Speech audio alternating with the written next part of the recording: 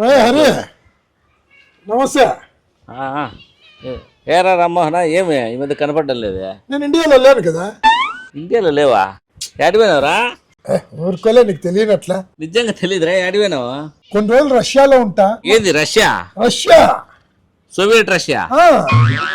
నాకు ఎప్పుడన్నా విసుగు అనిపించి అక్కడ ఉండేది ఇష్టం లేకపోతే అటు అమెరికాకి వస్తా. రష్యా నుంచి అమెరికాకా? ఇంకా 136 దేశాల్లో నాకు వీసా ఫ్రీ.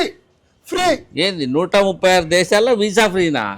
ఏం పని చేస్తాను రా అన్ని వీసాలు ఇచ్చేదానికి నీకు?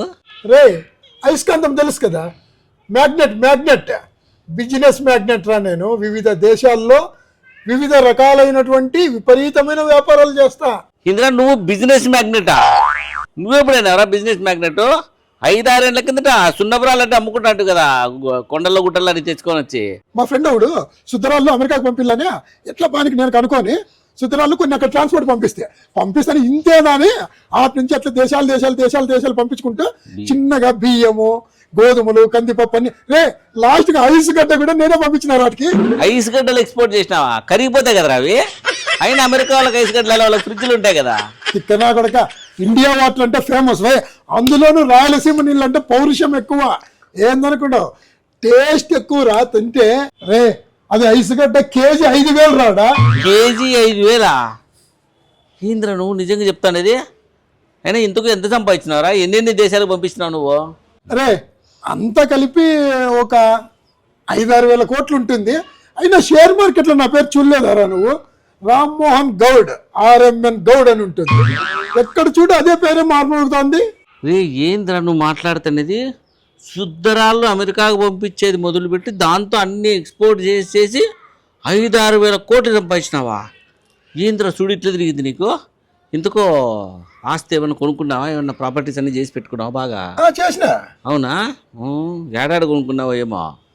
అంటే మొత్తము హైదరాబాద్ నుంచి బెంగళూరు వరకు హైవే బిట్లన్నీ 600 ఎకరాలు కొన్ని. 600 ఎకరాలా?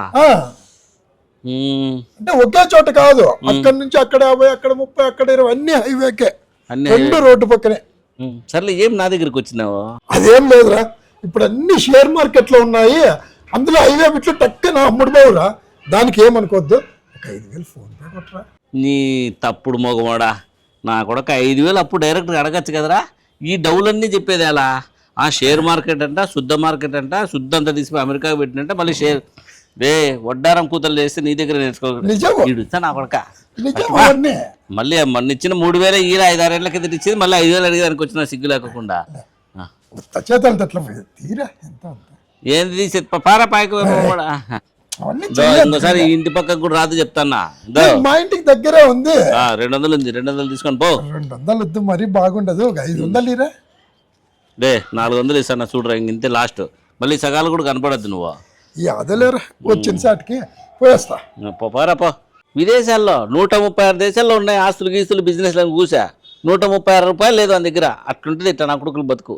ఏం నా కొడుకు చూడు, వీడు మీ ఇంటికాడికి వస్తే రానిద్దండి, బయటికి నూకండి అని. అడిగాడు 4 మాటలు అన్నా పర్వాలే. 400 ఇచ్చినాడు కానీ లేదో ఒకటి.